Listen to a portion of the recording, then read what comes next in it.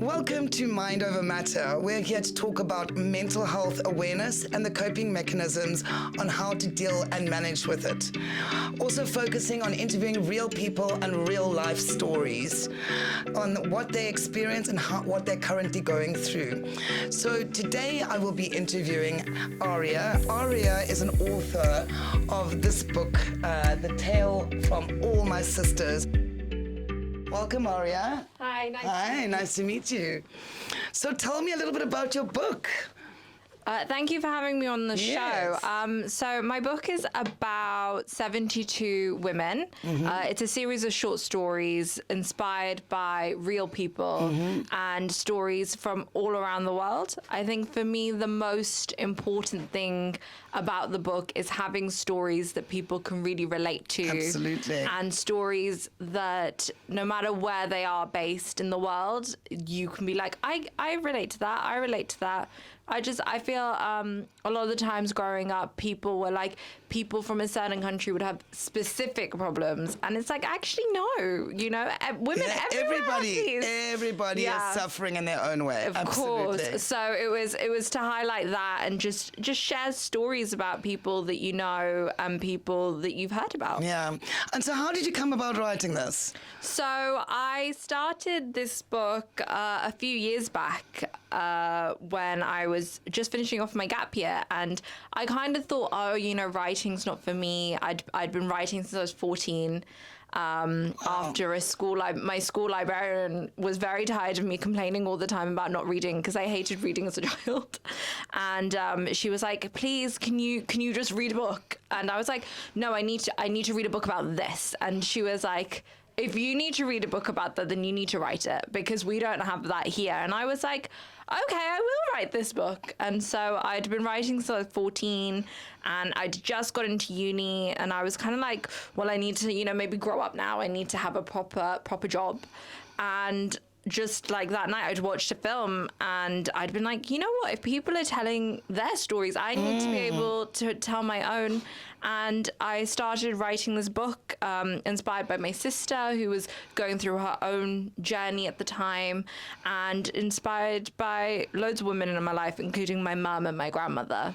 So it says All My Sisters. Yeah. So tell me a little bit about some of the stories and some of the mental health issues that they've been struggling with. Yeah, so the stories are varied. As I said, they're from women all over the world, and there's issues of depression and anxiety. I think, especially at this age, when I say this age, I'm like a lot of women in their 20s, 30s, 40s.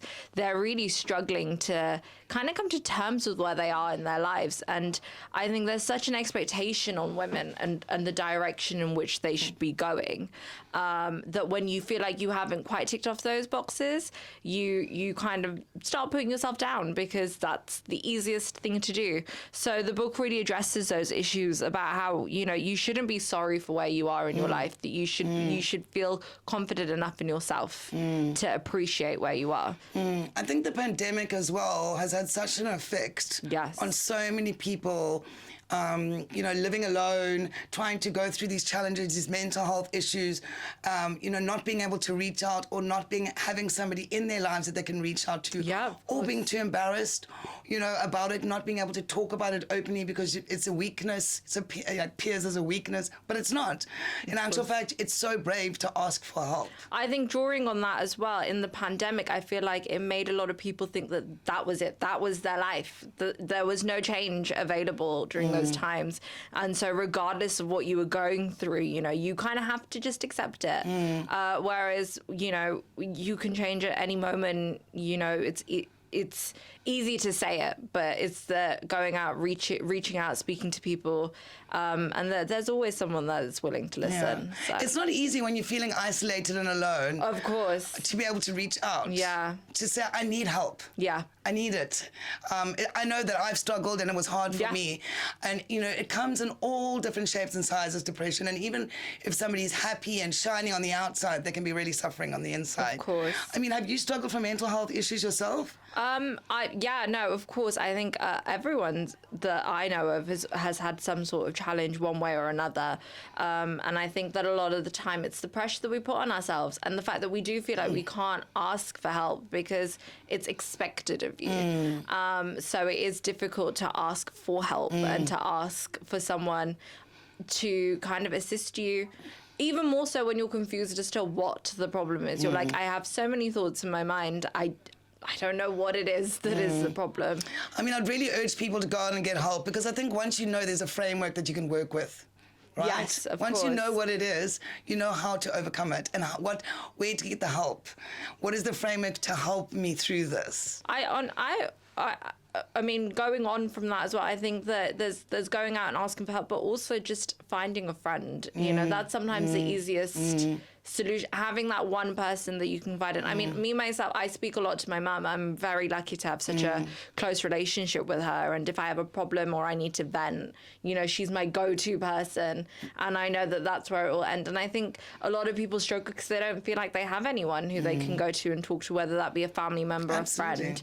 But it's finding that one person, and it doesn't necessarily have to be, you know, through the medical system or anything like that, because I think a lot of the time people assume help is, you know, a therapist, a counselor, a doctor, and sometimes it's not. Sometimes that's not accessible to people. So it's finding that person that you can trust, that person that you feel comfortable enough. Sometimes just unpacking it because it can Yes. be overwhelming. Yes. All the things happening at once that you don't know where to go. So if you can just unpack one thing at a time, slowly, you can get through it, right? Of course, yeah. Listen, you're such an inspiration. I mean, at Thank such a you. young age to have written this and to start writing, I think it's very inspirational. And, you know, the advice, etc. And people can read this and really relate to it. I think that's very inspirational. Thank you. I really want to thank you for joining us today on the show. Thank you so much for having me. And again, congratulations on your book. Thank you. All right. Good afternoon. Welcome to Mind Over Matter. It's Anastasia, your host for today. We have a special guest here, Lucy Fox, and we're just here to basically discuss her story, her thoughts surrounding mental health, and any questions as well that maybe you can relate to. Hi, Lucy. Hi, thanks for having me. Thank you for coming today. I believe you came all the way from Sheffield. Yes. Yep. So, if you could just tell us a bit about yourself, what you do. Yep. So I work for the NHS at the moment in kind of project management. Been working there for not that long. But yeah, no, enjoying it. I also do some other jobs. So I work for Scope, disabled charity. Okay. It's a 0 hours contract, so just in the evenings and sometimes at weekends. I kind of missed working with people, you know, not sitting behind a screen all day. So Yes. It's good to work with people. I like to work with people, you know. yeah, definitely. And it keeps you entertained. Yeah, keeps me busy. So, regarding Mind Over Matter, what do you have a special story that you want to share, or a personal story or anything? Yeah, well, I can. So, when I was 13, I developed an eating disorder, and kind of rapidly developed. So, I was admitted to inpatient care when I was 14, which basically started quite a few years of inpatient revolving door. So probably from the ages of 14 to 20, I was basically kind of in and out of psychiatric hospital, different specialist units, sometimes quite a long way from home, all to do with my kind of eating disorder. But that wasn't really kind of the main problem. So recently been diagnosed with bipolar, which makes a lot of sense now. Yes.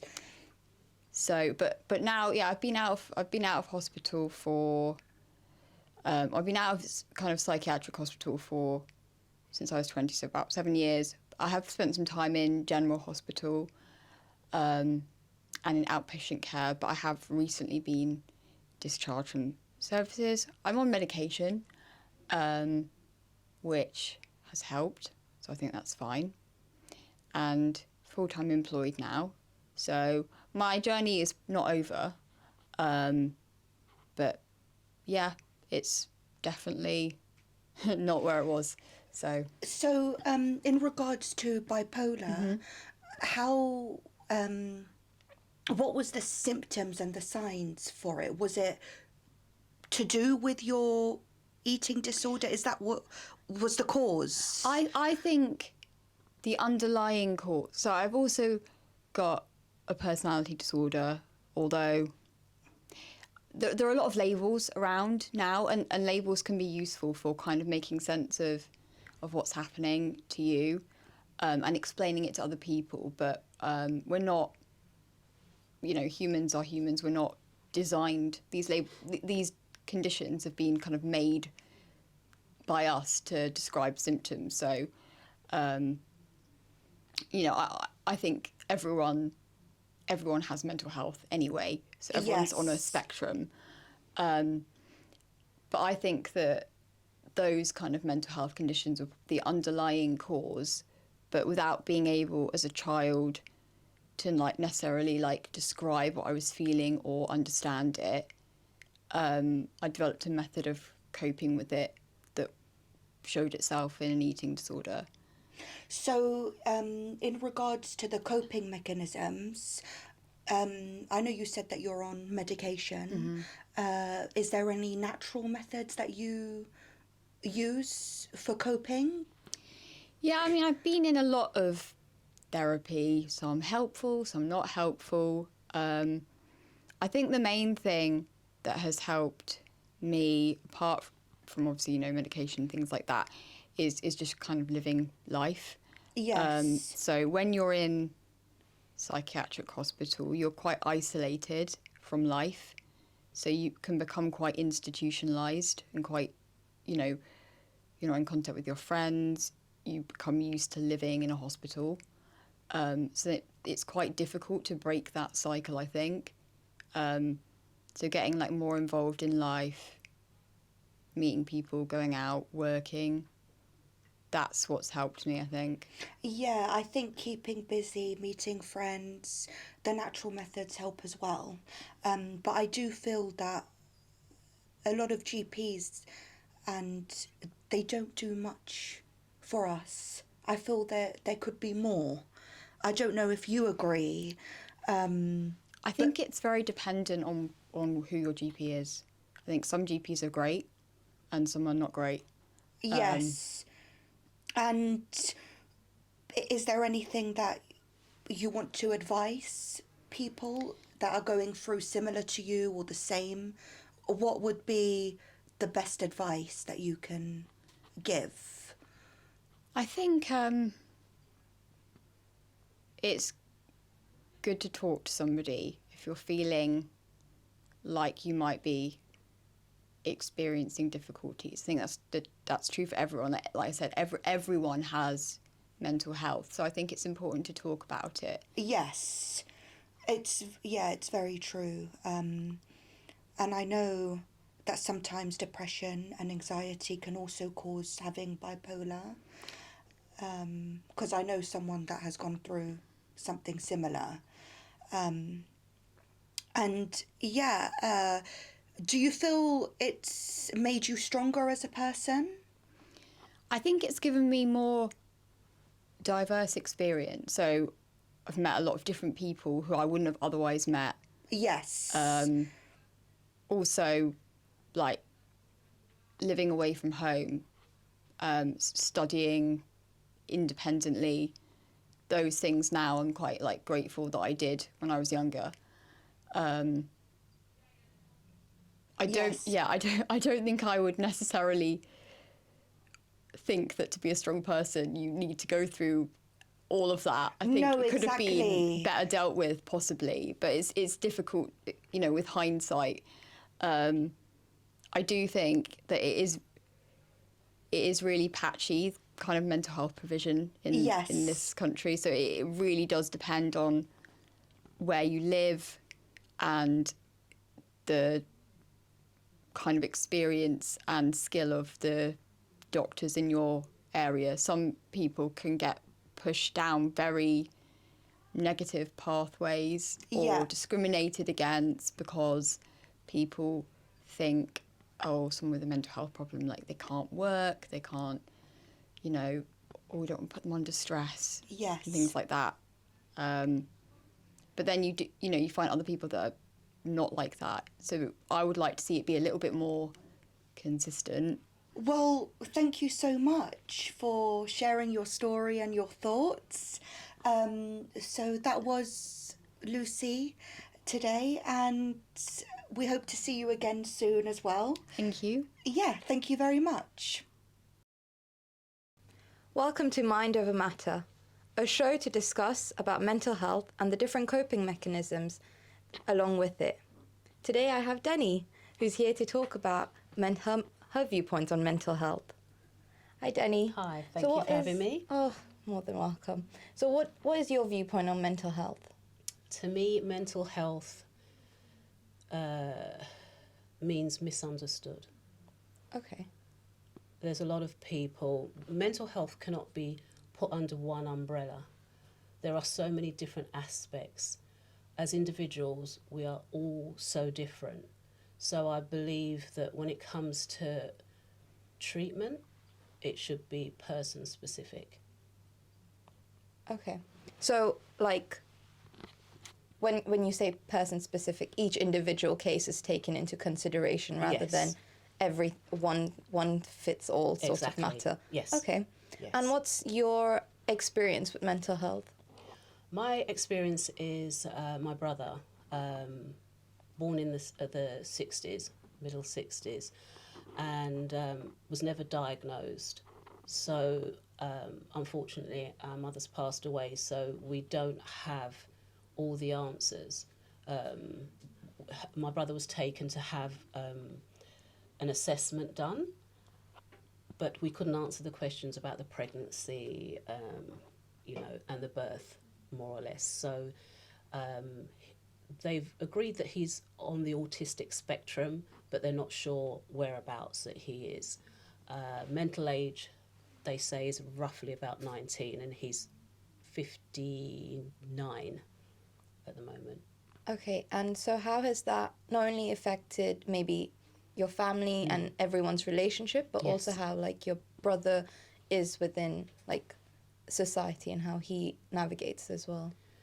So that's where my remark as being misunderstood comes in, because when he's out and about, he doesn't communicate the same as everybody else. Yes. You know, he doesn't make eye contact, or if he does, he's fixated on something. So people draw away when they see that from somebody. There's no understanding to it.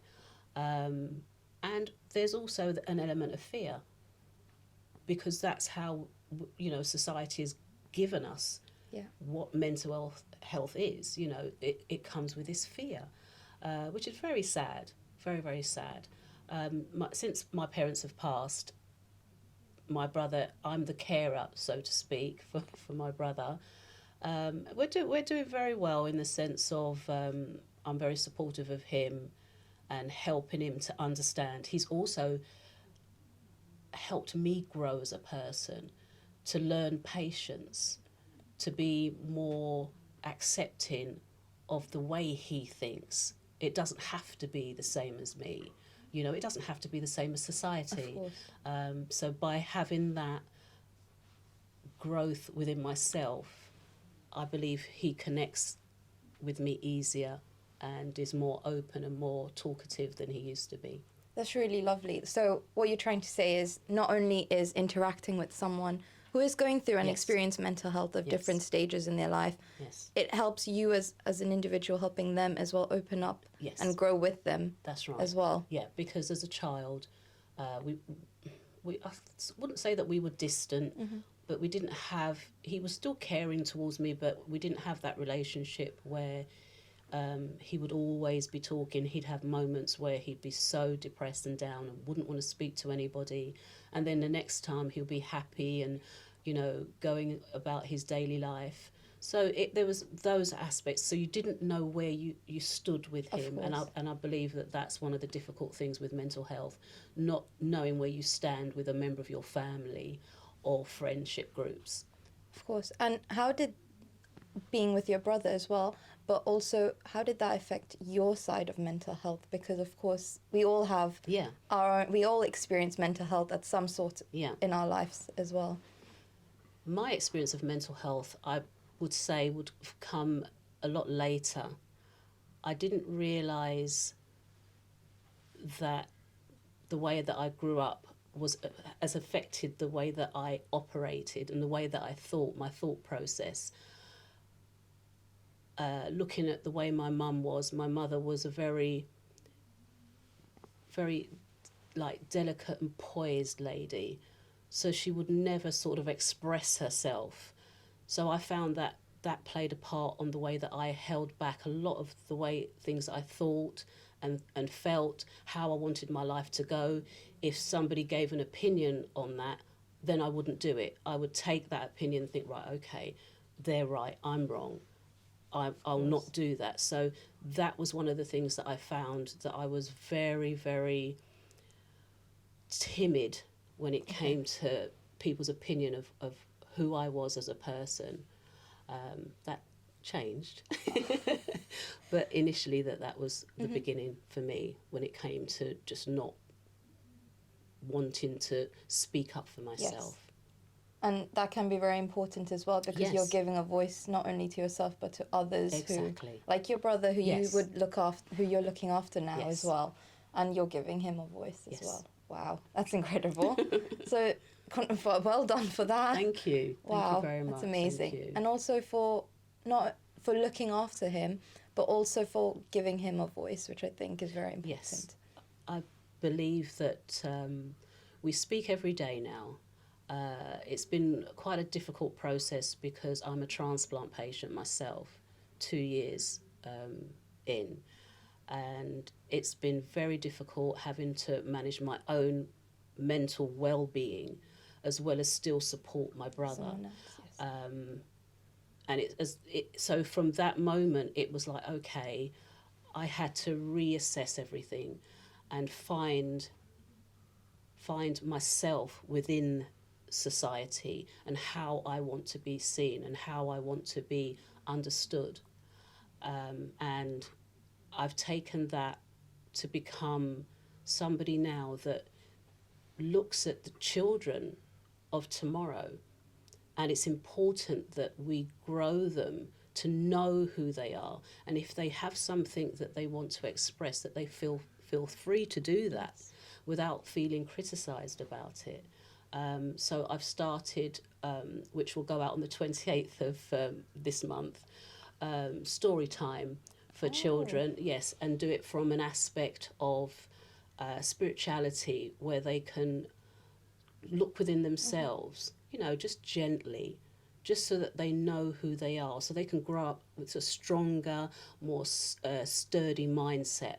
And that's what I think is most I important. think that is very, Yeah. very necessary and very Yes. helpful as well, reflecting Yes.